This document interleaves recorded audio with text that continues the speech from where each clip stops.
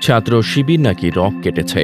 কথাটি আবার বলেছেন খোদ ঢাকা বিশ্ববিদ্যালয় শাখার শিবির সভাপতি মোহাম্মদ আবু সাদিক কায়েম। ঠিক এমন একটি ভুয়া পোস্ট ঘুরছিল অনলাইনে। এবার সেটিকে ঘিরেই জিডি করলেন সাদিক কায়েম। একটি পত্রিকার ফটো কার্ড ব্যবহার করে অপরাজেয় ঢাকা বিশ্ববিদ্যালয় নামে একটি ফেসবুক গ্রুপে রক কাটা নিয়ে সম্প্রতি গুজব ছড়ানো হয় ইসলামী ছাত্র শিবিরের বিরুদ্ধে। শুক্রবার শাহবাগ থানায় ফেসবুক গ্রুপটির অ্যাডমিনদের বিরুদ্ধে জিডি করেন তিনি।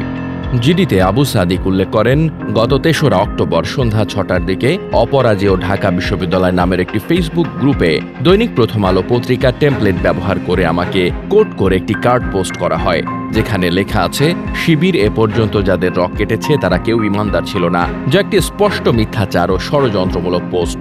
জিডিতে তিনি আরও বলেন, আমাকে ও বাংলাদেশ ইসলামী ছাত্র শিবিরকে হেয় প্রতিপন্ন ও অপমান করার জন্য এবং সামাজিক যোগাযোগ মাধ্যমে মিথ্যা তথ্য ছড়িয়ে ঢাকা বিশ্ববিদ্যালয় ক্যাম্পাসে বাংলাদেশ ইসলামী ছাত্র শিবির ও অন্যান্য দল মতের মানুষদের মাঝে সাম্প্রদায়িক শত্রুতা, ঘৃণা, বিদ্বেষ সৃষ্টি করে বিশৃঙ্খলা ঘটিয়ে আইন শৃঙ্খলার অবনতি ঘটানোর জন্য ষড়যন্ত্রমূলকভাবে ওই পোস্টটি করা হয়েছে।